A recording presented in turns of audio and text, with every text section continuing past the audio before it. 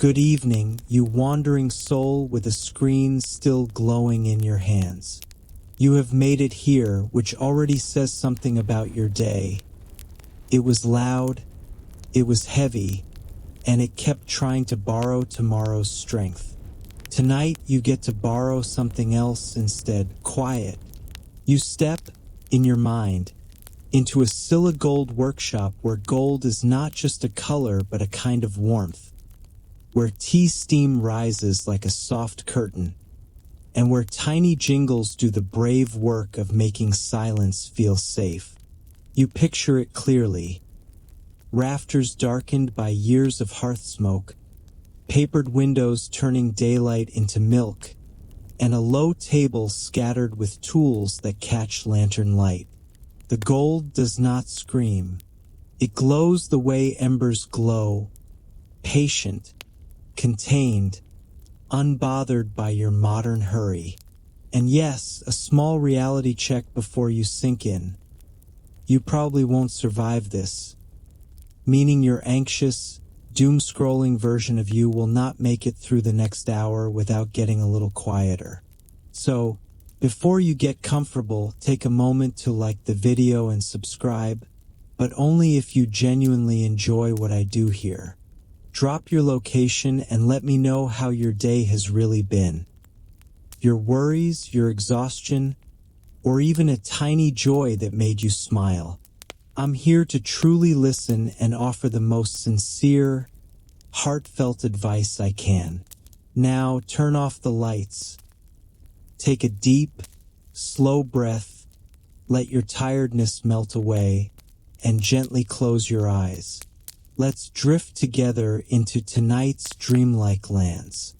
And tomorrow morning, if you still remember, send me a message and tell me what you dreamed. Your breathing slows, and the scene settles around you as if the world has been gently polished. Dawn is pale and forgiving. Damp air clings to stone, and your footsteps land softly on the packed earth of a narrow lane. You find the workshop by following warmth, charcoal warmth, steady and plain, the kind that exists for work, not for show. A modest doorway stands open. The lintel is worn smooth by hands that have passed beneath it for years. As you cross the threshold, you quiet your movements without being asked. The room seems to prefer kindness over speed, and you decide, just for tonight, to cooperate. Inside, the air is a careful mixture. Roasted tea, mineral tang, a hint of ash. Light filters through papered windows and spreads evenly across the space. Dust floats without hurry, each speck briefly bright as it crosses a beam. Your eyes adjust, and your mind follows, loosening its grip on whatever it was clutching outside. Tea steam curls upward from a small pot set near the brazier. It rises in pale ribbons, gathers under the rafters, and loosens again, as if the ceiling is teaching it how to be patient. The scent is clean and steady, like toasted grain, like dried leaves, like rain that never turns into a storm. You watch the steam longer than you normally allow yourself, and you feel a quiet embarrassment at how rare this simple act has become. Then you hear it, the workshop's quiet jingles. Not music, not performance. Just small sounds made by useful things.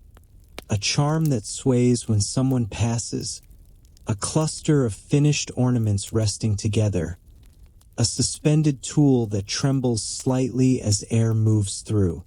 Each jingle flashes bright, then vanishes, leaving behind a deeper hush. Your shoulders drop. Your jaw unclenches. Your breath begins to match those tiny notes. Slow, spaced, and strangely satisfied. Along a workbench, tools lie in tidy patience. Small hammers with polished faces. tongs shaped to grip without scarring, a thin all sharp enough to remind you to be careful, smooth stones for burnishing worn by repetition. A shallow tray holds gold shavings like pale sunlight caught at the edge of a room. Nearby, a coil of wire rests in cloth so fine it looks almost impossible, as if the metal has agreed to become thread. You do not see extravagance first. You see discipline. Gold here is heated until it softens, drawn until it becomes wire, pressed until it becomes leaf, shaped until it becomes light. The pieces you glimpse, tiny pendants, delicate plates, small rings of ornament, do not seem to beg for admiration.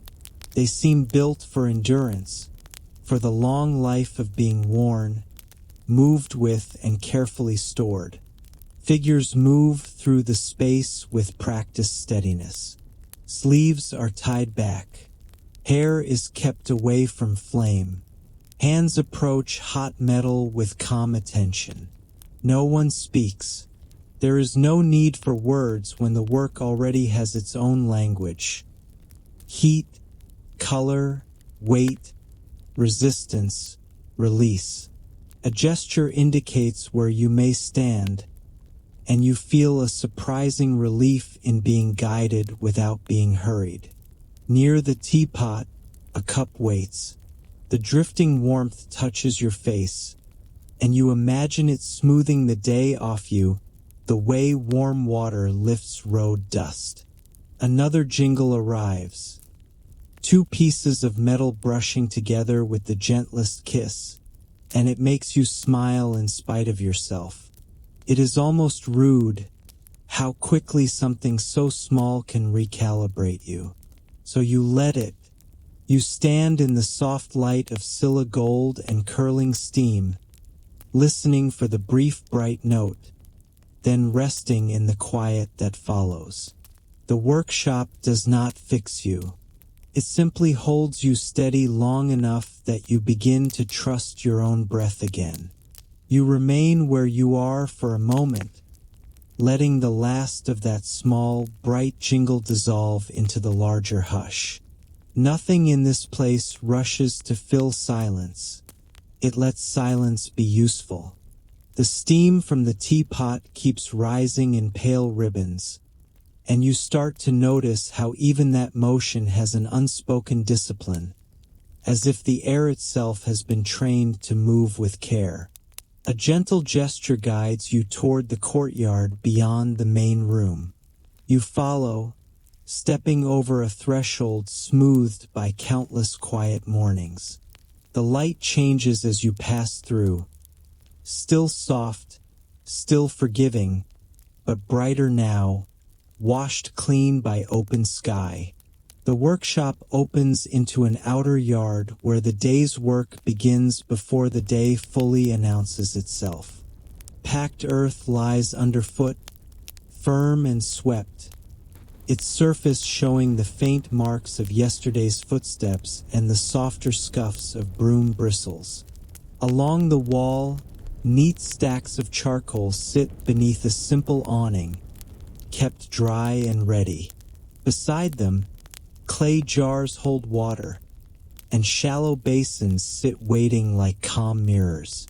A few wooden frames lean against a post, their surfaces polished by hands that lift and set them down with practiced restraint. You hear the hammering here first.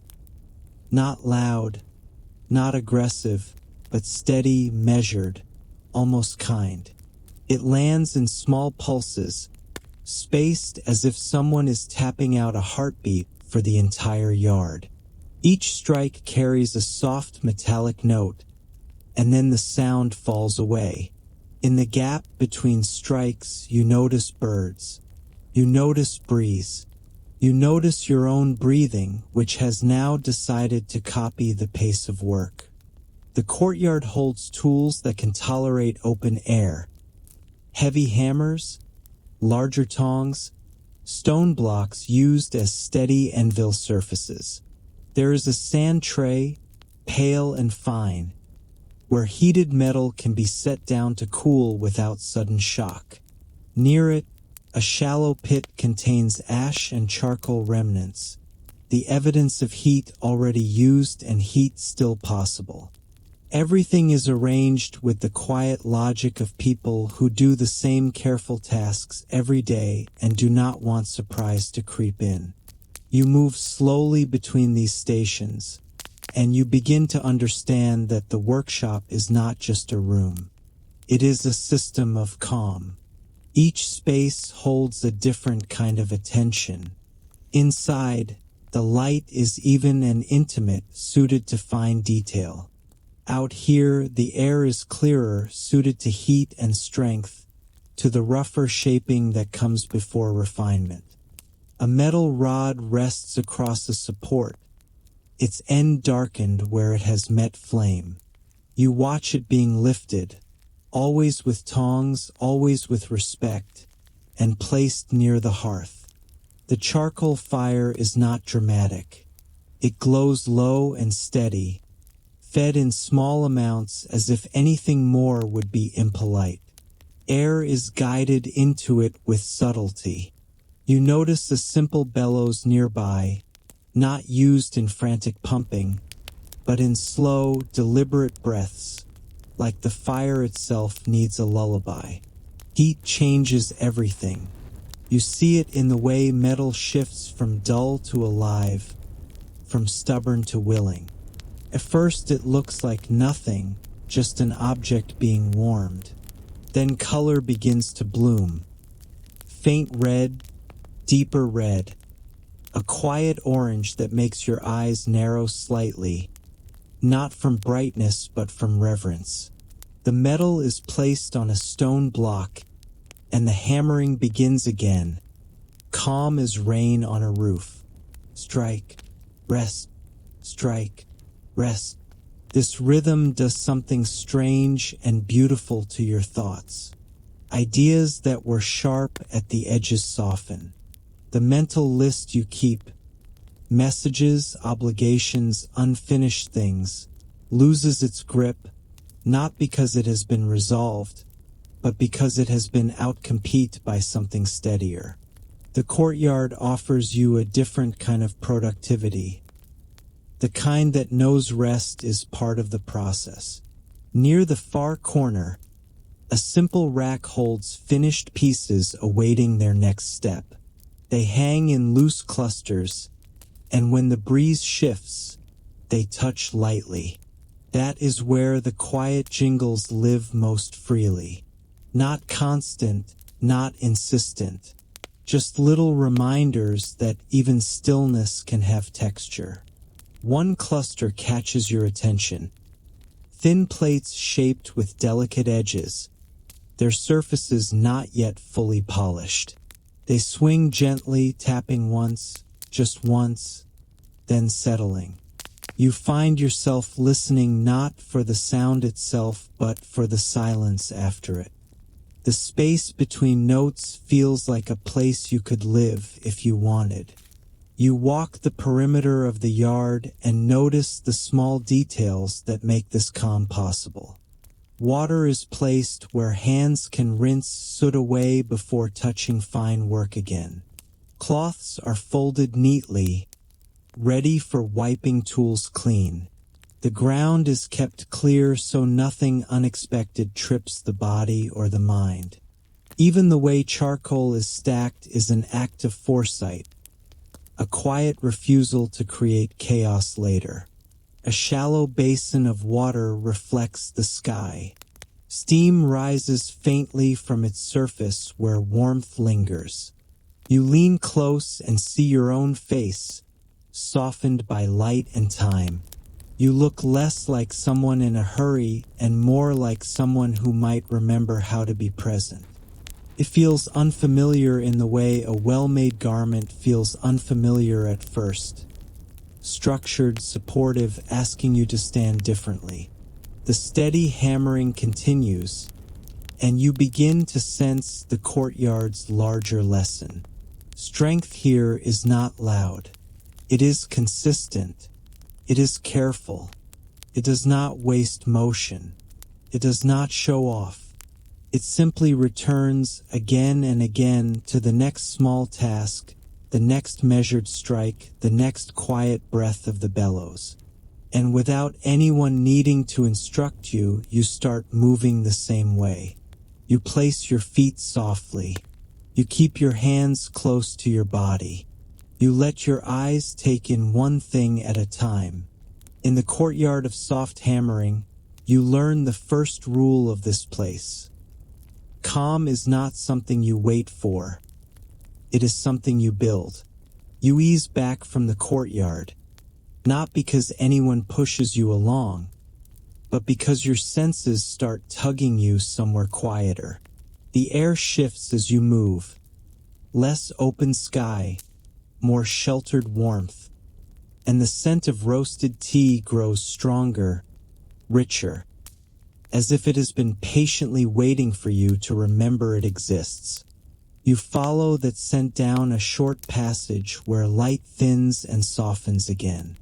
The floorboards change under your feet, from packed earth to wood worn smooth by careful steps. The sounds change too.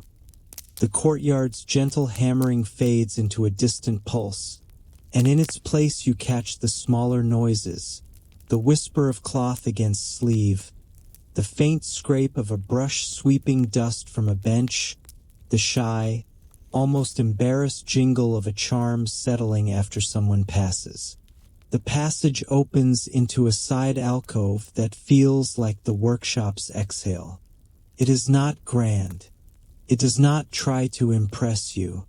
It simply holds a steady warmth and a steady scent, like a hand resting on your shoulder without needing to explain itself. Here, craft and comfort overlap in a way that makes your modern brain mildly suspicious at first. You are used to comfort being a reward, a thing you earn after suffering through tasks. This place behaves as if comfort is part of the task. A small brazier sits near the wall, its coals glowing with a contained orange. Above it, a kettle rests, not boiling aggressively, not spitting steam like it's auditioning for attention, but quietly breathing. The teapot nearby is squat and dark, its surface seasoned by years of use. When the lid shifts, even slightly, steam slips out like a secret and fills the alcove with a fragrance that feels both toasted and clean. You notice the way everything has been arranged with the same calm logic you saw outside. Cups are stacked in a neat column, their rims aligned. A cloth lies folded, ready to wipe away moisture. A small tray holds tea leaves, dark, twisted strands that look almost like thin shavings of wood. They carry that roasted aroma that makes your chest feel less tight, as if someone has loosened a belt you forgot you were wearing. And then you see it, the metal dust. It is everywhere, but in the gentlest way.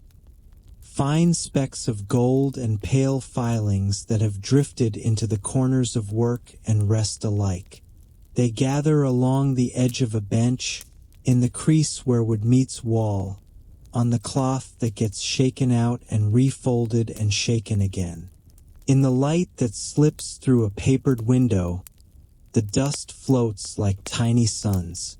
It turns the air into something almost visible, as if the room has been softly tuned to shimmer. You stand very still because you realize you are inside a kind of quiet instrument. The workshop is not only a place where metal is shaped. It is a place where the air is shaped too, through heat, through steam, through the steady movement of hands, through the consistent refusal to be frantic. Even the scent feels layered, like a cord. Charcoal beneath, tea above, a faint mineral note threading through. A set of brushes rests on a shelf, soft bristles for sweeping filings into a tray, stiffer ones for clearing ash. Nearby, a shallow bowl holds water for rinsing hands, because fine work hates grime, and comfort hates distraction. You watch a cloth pass over a surface, slow and firm, gathering dust without scattering it. The motion is economical, almost tender. You think briefly about the way you wipe your own desk at home. Fast, annoyed, treating dust like an insult. Here, dust is just evidence of effort. It is handled without drama. You drift closer to the tea tray. The kettle's lid trembles with a faint, steady vibration. The steam is warm on your face, and you feel your eyelids grow heavier, not from boredom but from safety. The tea leaves are measured out with the kind of care usually reserved for expensive things or fragile emotions. Water is poured in a thin stream, and the pot gives a small, satisfied hiss, like the beginning of rain on warm stone. As the tea steeps, you listen. The workshop's soundtrack is made of tiny, meaningful sounds.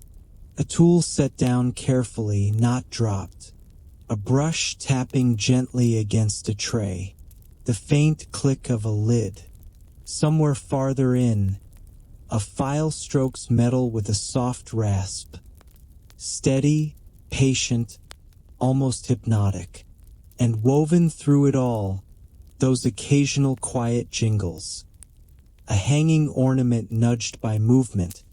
A cluster of charms settling into stillness. Each jingle is brief, polite, and then gone, leaving your mind smoother than before. You let your attention rest on the steam.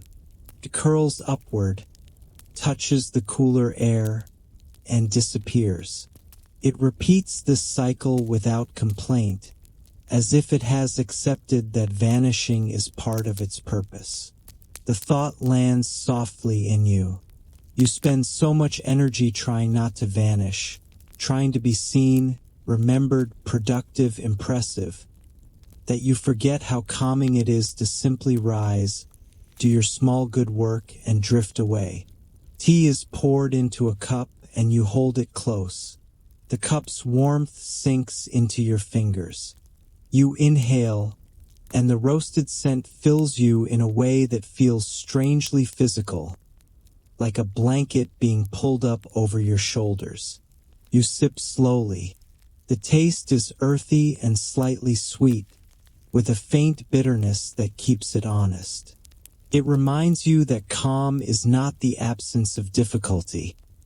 It is the decision not to let difficulty scream.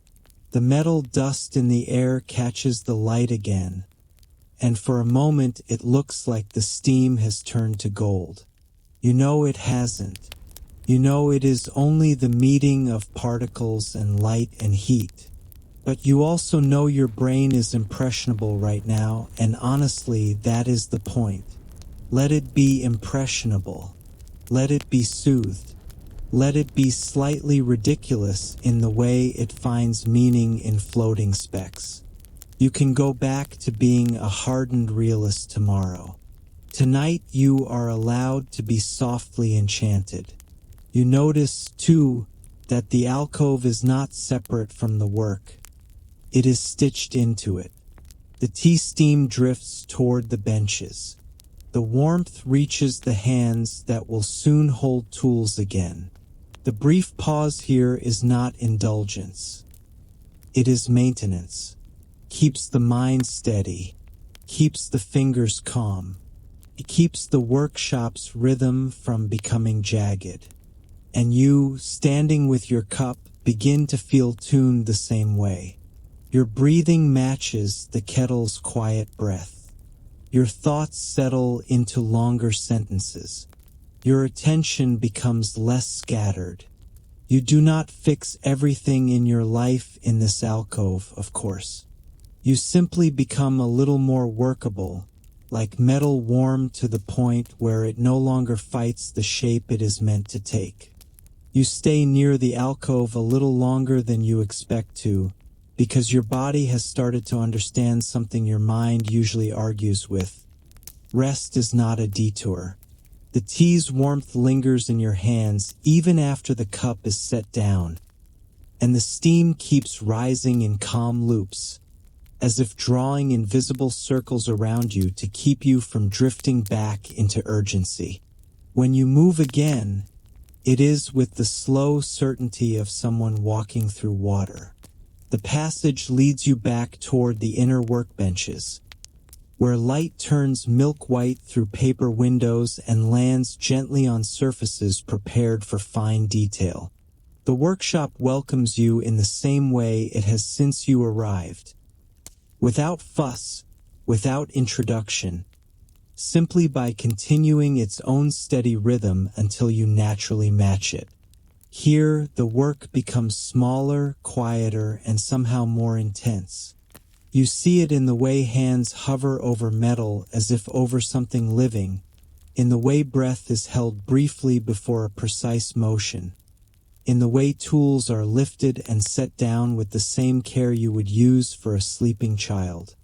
A long, narrow draw plate rests on a bench, metal pierced with a line of holes, each one slightly smaller than the last. It looks plain until you understand what it does. Beside it lies a thicker strand of gold, already softened by heat and coaxed into a manageable form. You watch as it is gripped, guided, and slowly pulled through one hole, then another, then another. Each pass makes it thinner, longer, more obedient to the design waiting in someone's mind. This is where you learn what patience looks like when it becomes a physical skill. The wire does not become delicate all at once. It becomes delicate through repetition, through measured force, through the willingness to do the same motion again and again without resenting it. Your modern self wants a shortcut, a button that says refine, a progress bar that fills itself while you scroll. The workshop offers you none of that. It offers you threads of gold and asks you to earn their fineness in a way that feels almost spiritual. The wire is annealed, heated gently, then cooled so it does not snap under strain. You see the tiny cycles: warm, pull, rest, warm, pull, rest. The metal is treated like something that has a temper because it does. If pushed too hard, it breaks. If warmed too much, it weakens. If neglected, it becomes stubborn. Everything is a conversation of pressure and mercy, and you realize with a quiet sting that this is also how people work. As the wire thins, it starts to resemble hair, then thread, then something almost impossible. A coil forms on a small spindle. It is wrapped neatly, layer by layer, not because neatness is decorative, but because neatness prevents tangles and waste. This is a workshop that respects materials enough not to throw them into chaos. The thought slips into your mind uninvited. You, too, deserve not to be thrown into chaos. You drift along the bench and notice other pieces in various stages of becoming. Thin sheets of gold rest between protective layers, ready to be cut into shapes. Small plates lie on felt, awaiting engraving. A tray holds tiny granules, minute spheres of gold that will be fused onto surfaces for texture, like dew captured and made permanent. Some pieces are so small you wonder how anyone can work with them without losing their mind. Then you watch a hand pick one up, steady as stone, and you understand. The mind isn't lost here because it is never yanked in 10 directions at once. The air carries those quiet jingles again, faint chimes from ornaments that sway slightly when someone moves past. The sound is delicate, and it creates a strange kind of continuity. You begin to recognize each jingle as a marker of movement, like a gentle timestamp. Someone crossed the room, someone lifted a finished cluster, someone adjusted a hanging rack. It becomes a language of presence. No words, just small notes that say, yes, life is moving, but it doesn't have to shove you. You notice how the workshop holds time. Not in clocks, not in deadlines, but in sequences. Heat follows shaping. Shaping follows measuring. Measuring follows looking. Looking follows stillness. There is no leap. There is no skipping. If a piece needs to become finer, the process is respected.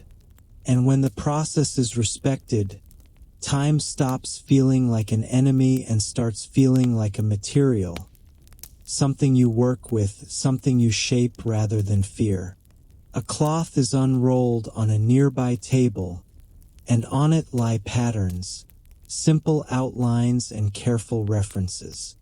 Not flashy drawings, but guiding forms. You see motifs that suggest branches and leaves, shapes that rise like trees, symmetrical and balanced. There is an echo of antler-like lines, of upward-reaching curves. The shapes are not just decoration. They seem to carry meaning, like visual prayers. You do not need a lecture to feel it. You can sense that these designs belong to a worldview where nature is not separate from the sacred, where a crown might be made to resemble a forest because the forest is where spirits breathe. As you look, you feel the presence of generations without any dramatic ghost story. It is not haunting. It is continuity. The bench has been touched by hands before. The draw plate has been used before.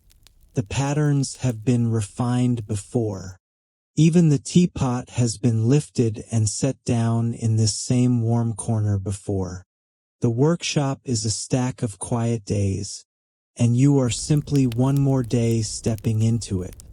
You begin to feel oddly comforted by the idea that your own life could be built the same way. Not through one grand transformation, but through steady repetition. Through small motions done with care. Through habits that do not need applause. The wire drawing continues, and you catch yourself watching it like you would watch waves. Each pull is a gentle insistence. Each pull is a soft surrender. The gold becomes thinner, yes, but it also becomes more capable. It can now be twisted into filigree, shaped into loops, woven into patterns that will catch light and sing softly when moved. You imagine the finished pieces resting together on a rack, their tiny ornaments brushing, producing those quiet jingles that have already started to live inside your chest. You realize you have been inhaling less sharply. You realize your thoughts have stopped sprinting. You realize that in this place, time is not something you survive. It is something you inhabit. You linger near the benches where gold has been coaxed into wire so fine it seems almost imaginary, and your attention begins to search for what all this careful effort is moving toward. Not the generic sparkle your modern world flings at you from shop windows, but an object with gravity, something that makes the room feel quieter simply by existing. It waits on a work surface set slightly apart. A pale cloth lies spread, clean as fresh paper, and on it rests a crown form in pieces, thin gold plates shaped like leaves of light, narrow uprights that resemble saplings, and delicate branches that split into antlered silhouettes. The first thing you notice is how weightless the gold looks. The sheets are so thin they seem capable of floating if you exhale wrong. You do not exhale wrong. You become the kind of person who remembers that breath is also a tool. Beside the crown pieces, small cutouts and patterns are arranged in tidy clusters. Some look like repeating commas, some like teardrops. Others suggest petals, blades of grass, or the bones of leaves after summer has passed. The shapes are simple enough to be made by steady hands, yet they build into complexity the way a forest becomes a forest. One branch at a time, one leaf at a time, no single part trying to be the whole. You lean closer and see the motifs more clearly. Uprights rise like stylized trees, spreading into three-pronged branches. Other forms echo antlers, tall, branching, elegant, slightly uncanny. You can feel the logic without anyone explaining it.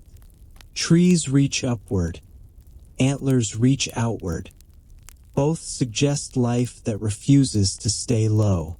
Here, gold is not just wealth. It is belief pressed into brightness. Nearby, curved pendants shaped like commas rest beside thin strips pierced for attaching. Their surfaces look smooth and softly translucent, like quiet drops of river light. When you shift your weight, a hanging cluster on a rack brushes itself and releases one brief, polite jingle, as if the workshop is clearing its throat. Gently, please. You follow the silhouette of a crown piece with your eyes, tracing a branch up and out, then back in toward the center. The design holds balance without stiffness. It is ornate without chaos. It suggests that the wearer is meant to belong to something larger. Sky above, earth below, seasons turning, ancestors remembered. Rather than stand alone and try to dominate everything by volume. It is almost funny, in the smallest way, how this stirs you. Your modern crown is a calendar full of sharp edges, a list that never finishes, a stream of alerts that treat your attention like public property. This one tries to connect a person to forests and patience. Your anxious self, once again, probably won't survive this. The workshop continues in steady loops around you. A thin plate is aligned and adjusted with movements that barely disturb the air. A fine all marks a line so faint you wonder if it is real, until you understand that here, faint means precise. Nothing is treated as finished simply because it looks beautiful on cloth. Each edge is checked. Each hole is tested. Each piece is compared against its pattern until it sits in harmony with the rest. A shallow tray holds tiny gold granules gathered like seeds. They are not there for loud shine. They are there to soften light, texture that catches a beam and turns it into a warm whisper. Nearby, a burnishing stone waits, smooth as river rock, ready to press the surface until it glows. You begin to see that shine is not applied. It is earned through contact, pressure, time. The crown's shadow falls across the cloth, and you watch it shift as the day's light moves. The silhouette looks like a small grove. Branches and antlers cast delicate lines, and for a moment the bench seems less like a table and more like a landscape. You imagine the crown as a portable world, the wearer carrying a forest on their head, carrying upward-reaching shapes as a reminder that authority is supposed to reach for something higher than itself. Your gaze drifts, briefly, to the tea alcove, where steam continues to rise in unhurried spirals. The workshop does not separate the sacred from the practical. Tea warms hands. Warm hands shape gold. Gold carries meaning. Meaning steadies the mind. It is one continuous loop, and you feel yourself being drawn into it without force, like a slow tide. Another quiet jingle flickers through the air as a cluster of ornaments settles. You imagine a finished crown in motion, tiny plates brushing, pendants tapping softly, movement turning authority into music. Not loud music, the kind that exists as a gentle byproduct of being alive. You stand there, studying the tree-like uprights, the antlered branches, the comma-shaped pendants like captured drops of time. The imagery sinks in until your thoughts begin to mimic it. Branching, yes, but not frantic. Reaching, yes, but not grasping. And in that quiet shift, you understand why the workshop feels like a lullaby. It teaches you to grow upward without hurrying, to shimmer without screaming, to carry your own small world with steadiness. You keep your attention on the crown pieces a moment longer, not out of greed for beauty, but out of curiosity for the way meaning is engineered here. Then your focus slides, quietly, naturally, toward the source of those tiny notes that keep threading through the air. The workshop's quiet jingles are never random. They always come from something useful, something placed to move just enough. A tool rack stands along one wall, built from dark wood and steady pegs. From a distance, it looks simple. Up close, it reveals the workshop's particular genius. Order that still allows life.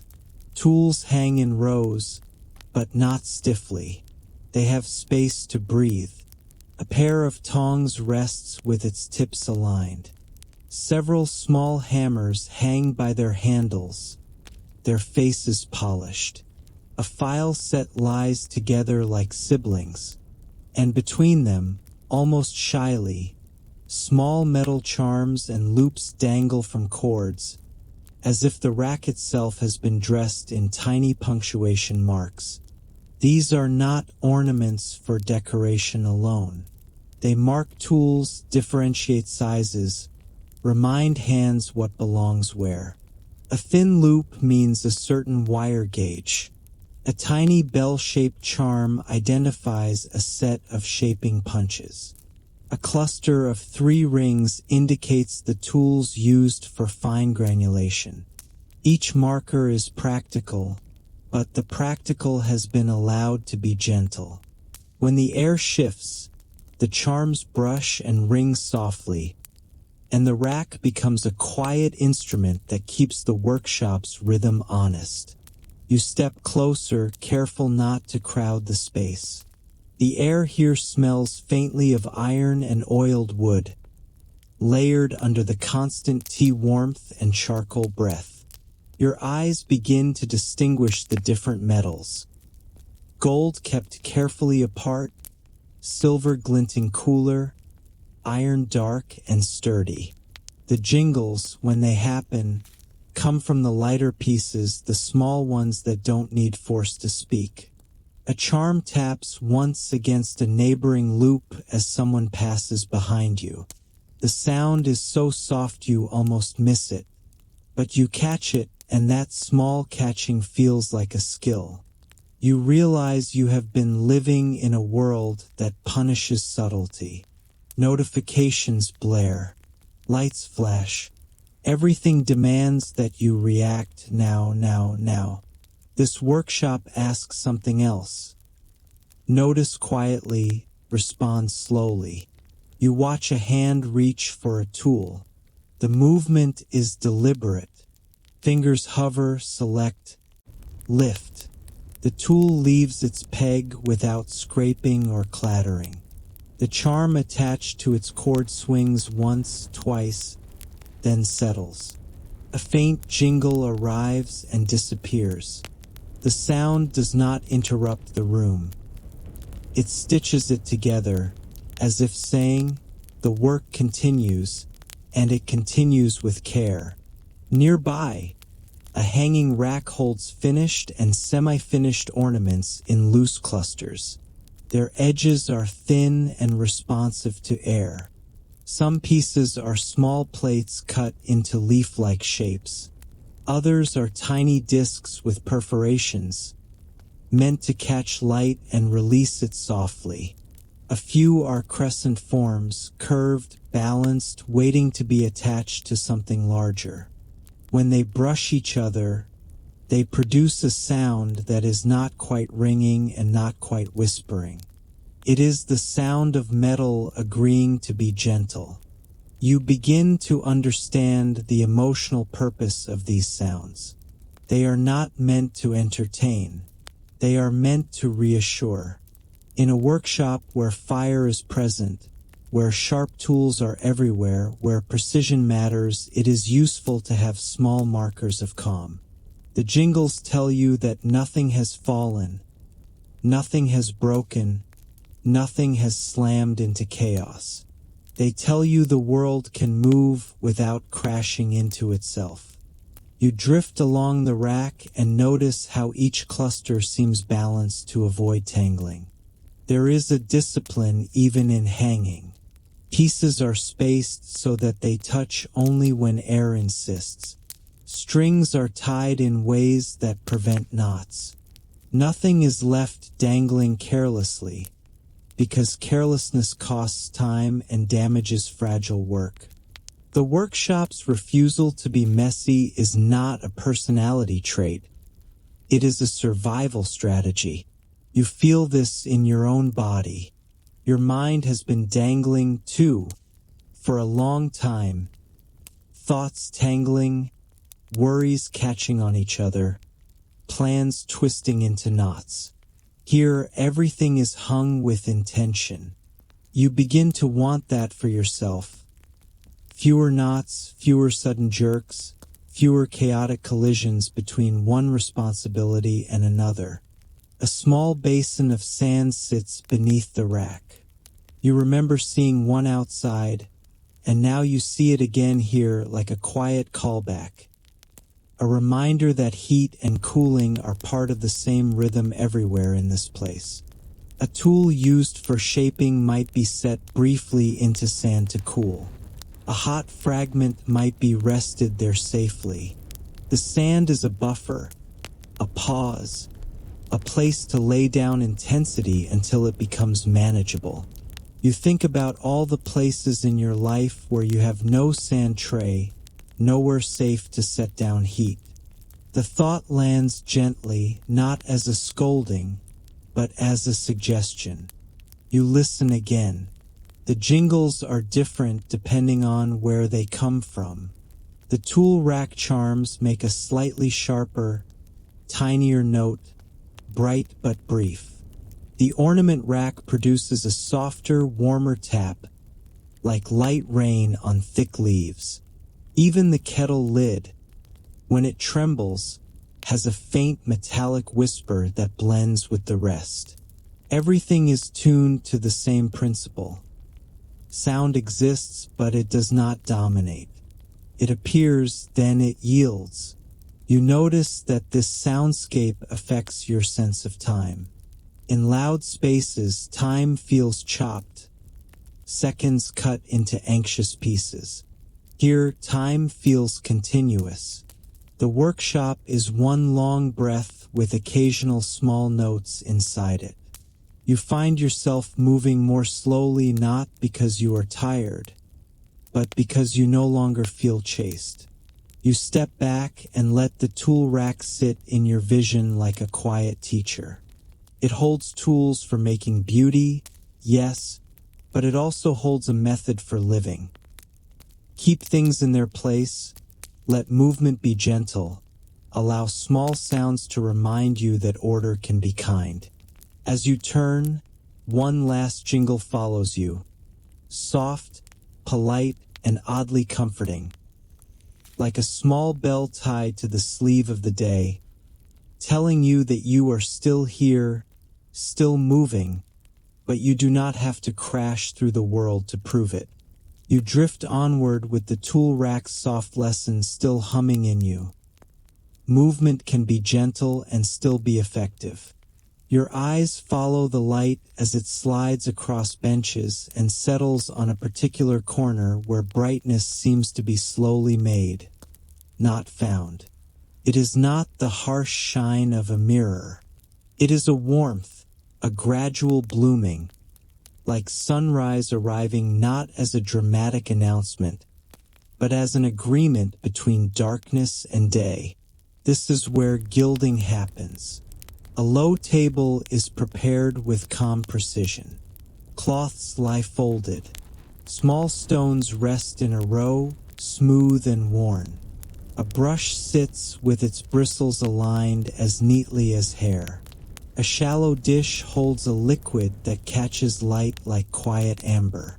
Nearby, thin sheets, so thin they barely feel real, wait under a protective layer, as if even air might be too rough for them. You move closer, and the air changes again. There is still tea, still charcoal, but now a faint sweet scent joins them. Something resinous, something that suggests sap and bark and patience. It is the scent of binding, of adhesion, of surfaces being persuaded to hold light. A piece lies on the table. A small plate of metal, shaped and cleaned, its surface prepared for what comes next. It looks plain in the way a blank page looks plain, waiting for meaning. You watch the careful steps that lead up to the moment of gold. First, the surface is cleaned again. Not because anyone doubts their earlier work, but because in this place, reverence shows up as repetition. Dust is brushed away with soft strokes. The metal is wiped with a cloth that seems to glide rather than scrub. The motion is steady, and you realize how often you approach your own life with a frantic kind of cleaning, trying to fix everything at once. Here, cleaning is simply a step in a sequence, done fully and calmly. Then the binding layer is applied. It is spread thinly, evenly, like a quiet promise. The brush moves with restraint. No heavy strokes, no puddles. Just a smooth coat that will welcome gold the way warm hands welcome a cup. You find yourself holding your breath again, not from tension, but from the instinct to protect a delicate process. The gold leaf, or gold so thin it might as well be breath, waits nearby. When it is lifted, it barely moves under its own weight. It trembles at the slightest disturbance. You sense how easily it could tear. It makes you strangely gentle. Your whole body becomes careful, as if you are the one holding it. The leaf is laid down, not slapped, not pressed harshly, but guided into place, as if the gold is being invited rather than forced. It touches the prepared surface and clings with immediate quietness. No dramatic moment, no sparkle explosion, just contact and then belonging. You watch the next part, smoothing. A soft brush moves over the leaf, coaxing it to settle. The gold conforms to the shape beneath, hugging edges, dipping into shallow textures. Excess leaf is brushed away and gathered, not wasted, because waste here would feel like an insult to the hours that brought the gold to this thinness. Even the scraps are treated like something valuable because they are valuable not just materially, but in the way they embody effort. The piece begins to glow, and it happens so slowly you almost doubt your eyes. At first the surface looks uneven, matte in places, brighter in others, like a sky before dawn fully clears. Then, through brushing and gentle pressure, it becomes more consistent. The gold starts to hold light differently. It stops being a surface and becomes a presence. You notice, too, how the workshop soundscape adjusts around this work. Hammering recedes. Tools are set down even more softly. The quiet jingles from hanging ornaments become more noticeable, as if the room's smallest sounds are now the most respectful form of company. A single charm taps once, and the note hangs briefly in the air, like a tiny bell rung in a temple, then fades into the larger hush. Burnishing comes next. A stone, smooth, rounded, worn by years of use, is pressed against the gilded surface. The motion is slow, firm, consistent. This is not polishing like frantic scrubbing. It is polishing like persuasion. The stone glides, and the gold responds by becoming brighter, tighter, more unified. Each pass deepens the glow, transforming a dull sheen into something that feels alive. You think of sunrise again, how it doesn't arrive all at once, but in layers. The first light, the pale wash, the gradual warming, the moment when color becomes unmistakable. Gilding is like that. It is a patient arrival. Teaches you that brilliance is not a burst. It is a build. The piece is lifted slightly and tilted. The light catches it, and the gold flashes, not harshly, but warmly, like honey held up to the sun. You feel something loosen in your chest. Not excitement exactly, more like relief, as if watching this careful making has reminded you that beautiful outcomes can be the result of calm steps, not chaos. The tea steam drifts in the background, and you realize the workshop's two main atmospheres, heat and comfort, are cooperating here. The gold has been shaped by fire, then softened by breath-thin leaf, then unified by steady pressure. The tea has warmed hands, steadied minds, kept the rhythm from becoming brittle. Everything is an ecosystem of gentleness. Even the problem of adhesion, this delicate balancing act of binding layers, has been solved not through aggression but through method. You catch yourself smiling, a small one, the kind that doesn't require a reason beyond simple satisfaction. You are watching something become whole. You are watching light being made into an object that will carry meaning. And you, too, feel slightly more whole in the act of witnessing. A few more passes of the burnishing stone, and the gold settles into its final voice. Quiet, confident, luminous. It does not shout for attention. It simply holds it. You begin to understand why this place feels like sleep. It does not demand. It invites. It does not force your mind to perform. It lets your mind soften and glow, slowly, the way gilding turns plain metal into sunrise. You step away from the gilding table with that slow sunrise glow still lingering behind your eyes.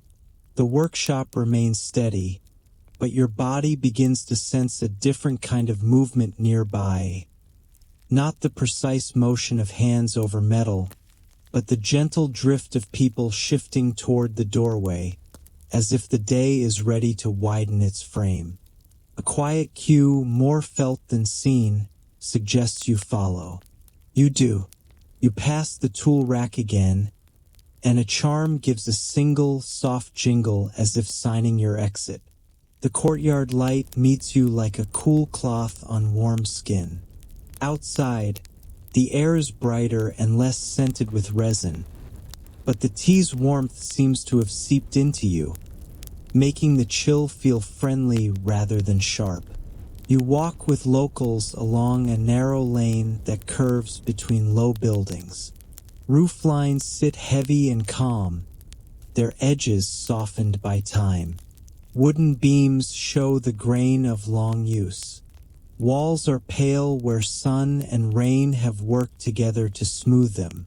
The ground is packed earth, swept clean, with stones set in places where feet naturally pause.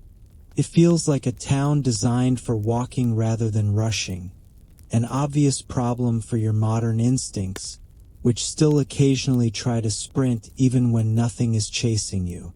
The lane carries a gentle soundtrack.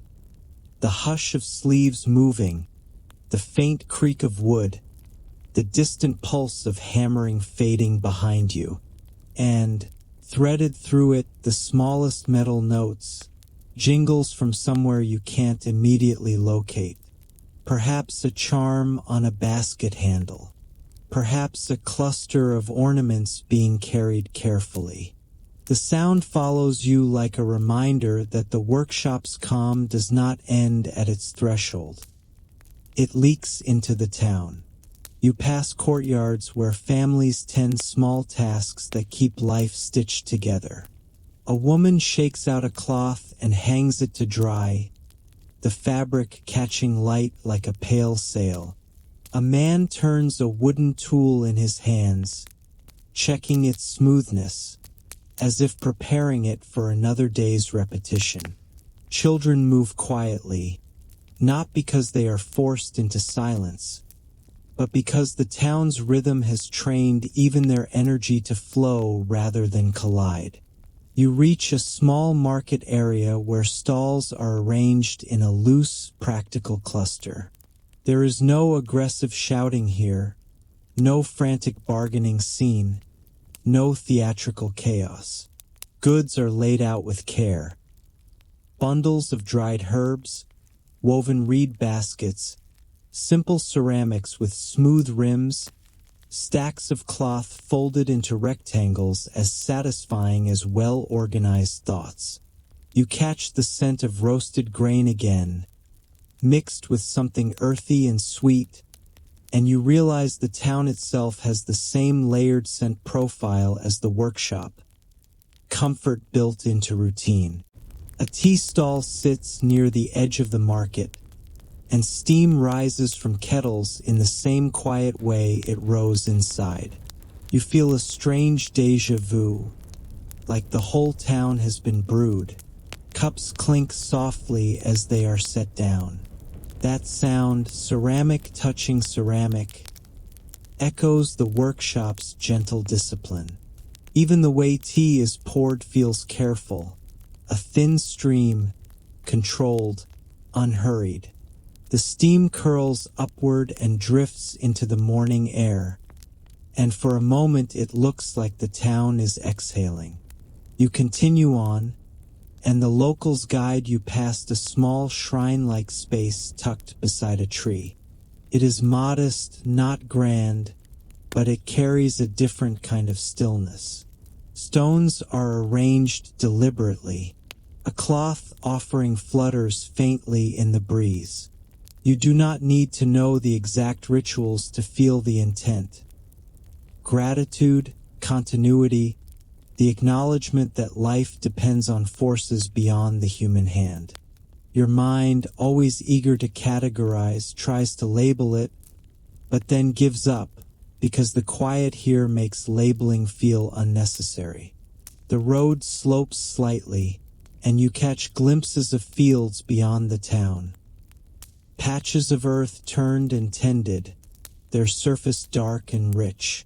A few workers move at the edges, bending and straightening in a slow rhythm that resembles the workshop's hammering. Effort, pause, effort, pause. You recognize the same principle again. Nothing is rushed because rushing breaks things. As you walk, you realize you are being shown not just scenery but the infrastructure of calm. The workshop's beauty is supported by ordinary steadiness. People who weave baskets so materials can be carried without scattering. People who make cloth so hands can wipe metal dust without scratching. People who grow and dry leaves so tea can be brewed to steady the mind. The gold does not exist alone. It is the bright tip of a quiet ecosystem. A woven basket catches your eye. Reed strands interlace tightly, the pattern even and strong. A small metal charm is tied to its handle, perhaps to mark ownership, perhaps to ward off misfortune, perhaps simply because someone enjoys the sound. When the basket shifts, the charm taps lightly, producing a tiny jingle that is instantly swallowed by the market's hush. You find yourself absurdly comforted by that sound. It is like hearing a familiar friend clear their throat in a crowded room. You pass a dyer's area where cloth hangs in strips, catching air. The colors are muted, earth tones, softened blues, greens that look like leaves after rain. The fabrics move gently, and you think of gold leaf again, trembling at air. Everything here respects fragility. Even the wind seems careful. At the edge of town, you turn back briefly and see the workshop roofline among the others, unremarkable from a distance, as if it is hiding its gold on purpose. You appreciate that. The workshop does not need to be a monument. It simply needs to be steady, because steadiness is what keeps the craft alive. The locals guide you back along a different lane, past a small stream where water slides over stones with a soft, continuous sound. The water's motion feels like another kind of polishing, time smoothing roughness into gentler shapes. You pause long enough to watch the surface catch light, and you imagine, fleetingly, that the stream is practicing its own gilding, turning sunlight into something it can carry. By the time you return toward the workshop, your body feels less like a clenched fist. Your mind feels less like a crowded room. You have walked through a town that does not separate beauty from usefulness, sacredness from routine. You have been guided without being hurried. And in that gentle welcome, you understand that calm is not confined to a quiet room with gold. It is distributed through baskets, through tea, through cloth, through the simple dignity of people doing small tasks well. You return to the workshop with the town's quiet still clinging to you. Basket weave patterns in your memory, tea steam in your lungs, the soft river sound still smoothing the corners of your thoughts. The doorway receives you again without ceremony. Inside, the air is warmer, denser, scented with charcoal and roasted leaves, and the familiar little jingles confirm that time is still moving in a calm direction. Your feet guide you toward the hearths, because something in you wants to understand the workshop's true heartbeat. Gold may be what catches the eye, but fire is what makes anything possible. The hearth sits low and steady, built from stone and clay, designed to hold heat without drama. Coals glow like contained dawn. Charcoal waits nearby, matte, ordinary looking, and quietly indispensable. Hands tend the fire the way you might tend a sleeping child. Present, attentive, never startling it awake. Charcoal pieces are chosen by size and placed with intention, not dumped in. Too much fuel makes the heat wild. Too little makes the metal sulk. Air is the other half of the equation, and here air is not a background detail. It is a measured ingredient, given in slow breaths through a simple bellows. Each squeeze is controlled, like someone teaching flame to inhale without panicking. The fire answers in colors rather than words. A gentle increase in airflow brightens the glow without making it roar. A pause lets the heat settle, deepening into steadiness. Timing becomes the method. Feed, breathe, wait. Feed, breathe, wait.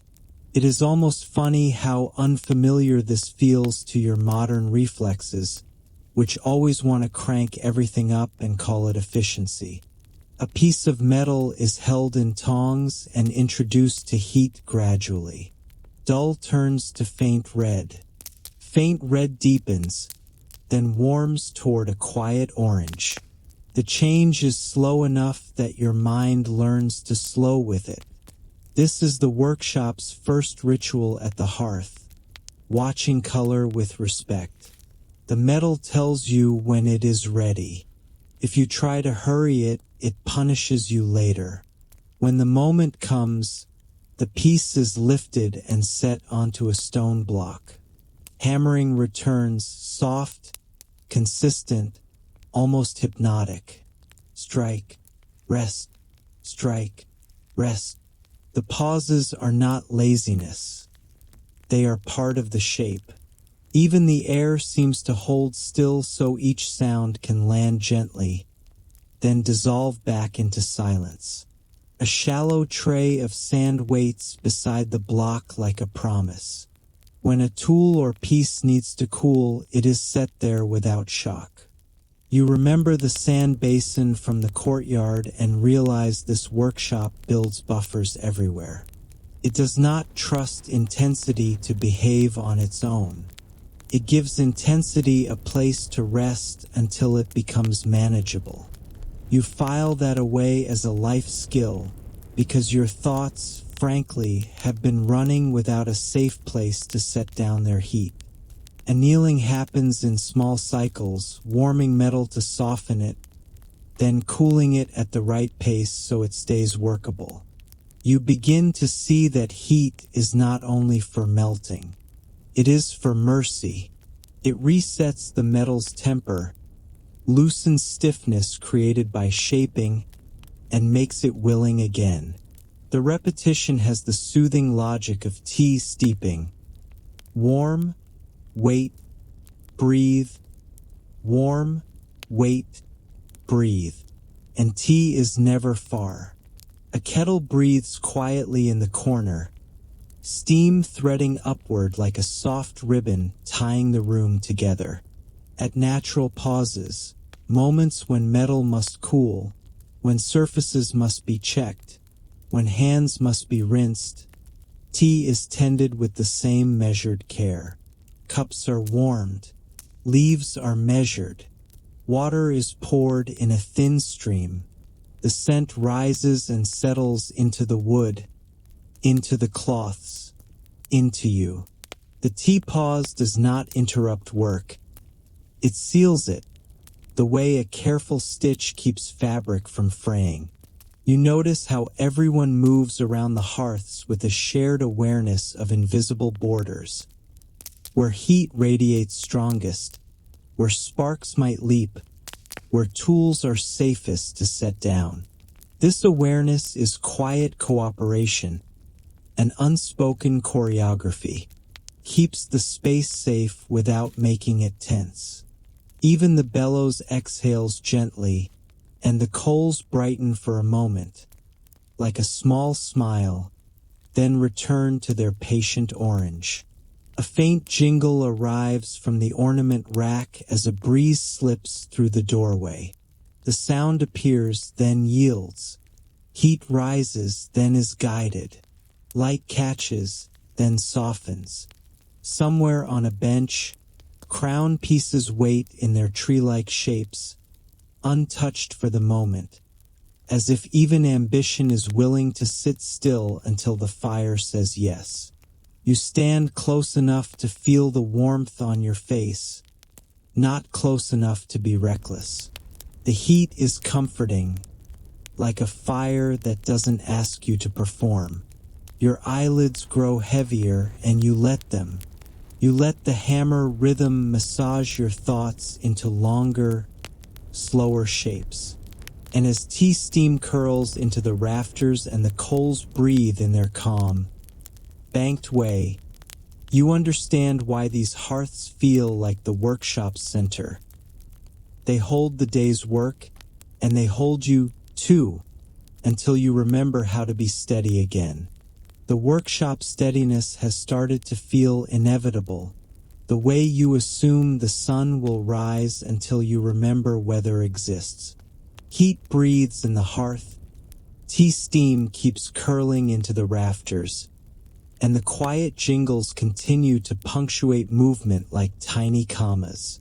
You stand near the benches where wire becomes filigree, letting your eyes follow the small, exact motions that turn patience into something you can actually hold.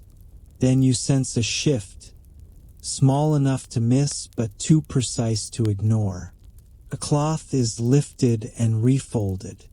A spindle is touched, then left untouched, as if the hand has discovered an absence before the mind is ready to name it.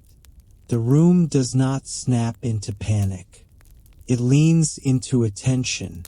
The filigree coil is missing, not a dramatic disappearance.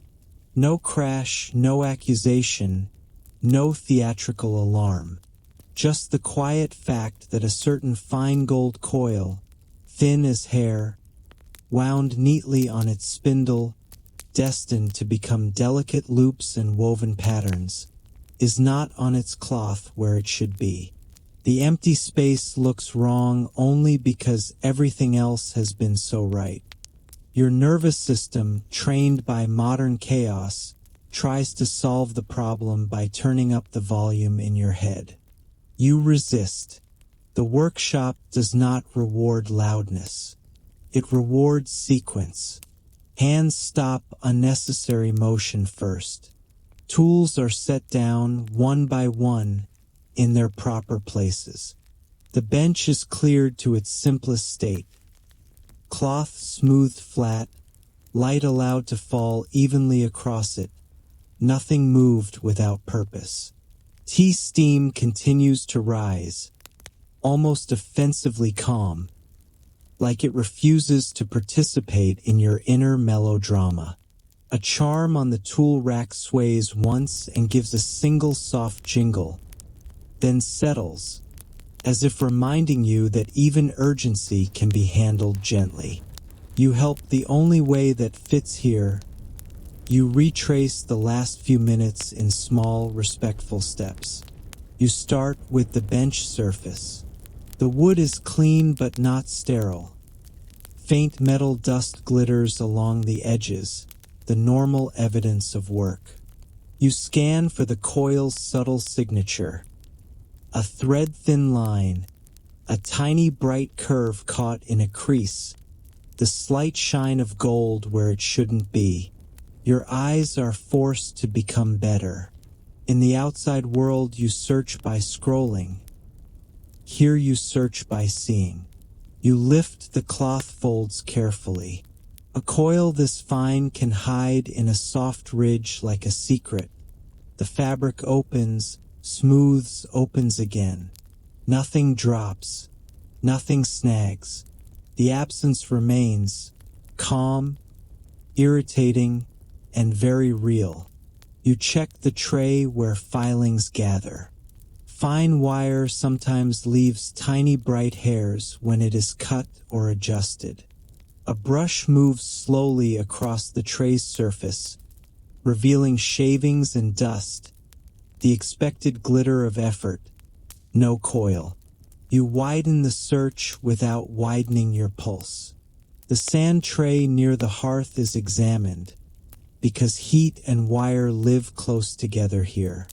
The sand is raked lightly, just enough to see if a spindle was set down to cool and quietly forgotten.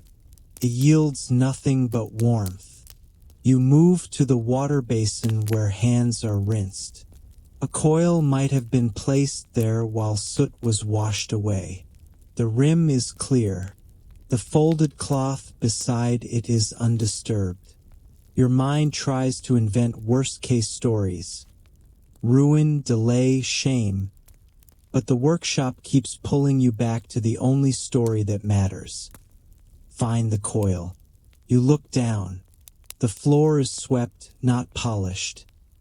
Fine dust rests in corners, and tiny bits of charcoal dot the ground like small, harmless bruises.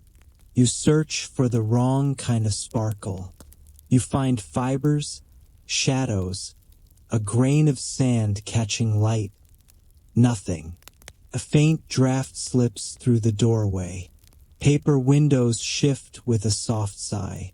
Somewhere behind you, a hanging cluster of ornaments taps once. Jingle, and the note hangs in the air just long enough to tilt your attention toward the racks. Sound becomes a breadcrumb, and you realize something simple.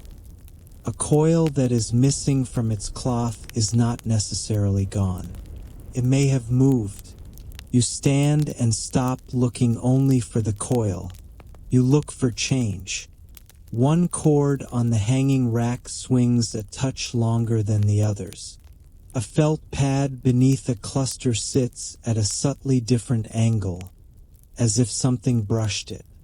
The workshop's order is so consistent that a millimeter feels like a shout. You approach with the same care used for gold leaf and sleeping houses. Beneath the ornaments, a shallow woven tray sits to catch stray fragments. Useful, quiet, easy to ignore. You kneel and slide it out gently. The light catches a tight spiral inside. Fine gold wire still wound neatly, behaving as if it has been innocent the whole time. There it is, the missing filigree coil.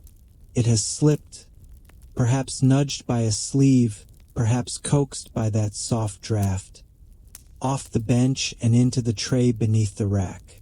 Not destroyed, not unraveled, just misplaced in the most polite way possible, as if it didn't want to disturb anyone. Relief spreads through you, warm as tea.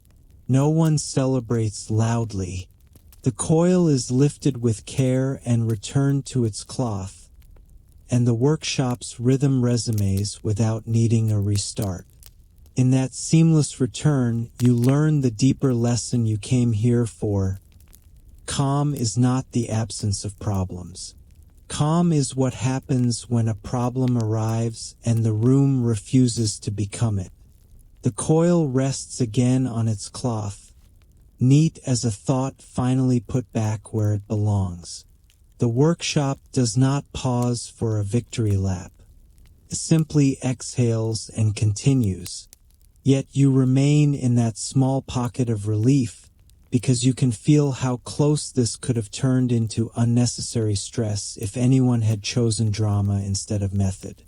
You decide quietly to stay with the search a little longer, not because the coil is still missing, but because the process of finding it has revealed the workshop's real architecture habits. Not walls and rafters, but sequences of movement that prevent panic from taking root. You notice how the bench is reset to order almost immediately. Cloth is smoothed. Tools return to their pegs. A brush sweeps filings into a tray with patient strokes. A small jingle from a charm marks the end of a motion like a soft period at the end of a sentence. Even the air seems calmer now, as if it trusts everyone again. You retrace the path you took during the search, not to repeat it, but to understand how the workshop thinks. First, stop unnecessary movement. Second, clear the surface. Third, check the most immediate places, then widen outward in a logical spiral. Fourth, let sound and subtle change guide attention when sight becomes tired. It is, you realize, an entire philosophy disguised as troubleshooting. You drift to the woven tray where the coil had landed. It sits beneath the ornament rack, humble and easy to overlook. The reed strands are tight and even, their pattern creating a firm base that can catch stray pieces without snagging them. You imagine how many times something has been saved by this tray. Tiny granules, delicate fragments, bits of wire that would be tragic to lose simply because they are small. The tray does not shout about its usefulness. It just waits in the right place, doing quiet prevention work. Your mind makes a gentle comparison before you can stop it. How many of your own days would be less exhausting if you built a few woven trays into your life? Places where mistakes can land without becoming disasters. Systems that catch you when you slip so you don't have to fall all the way into panic. The thought is not judgmental. Feels like an invitation. A hand lifts the coil spindle again and checks it for any subtle bend or stress. Even though it was found intact, it is treated with respect. Gold this fine can be offended by rough handling. The coil is examined against the light. It looks smooth, consistent, obedient.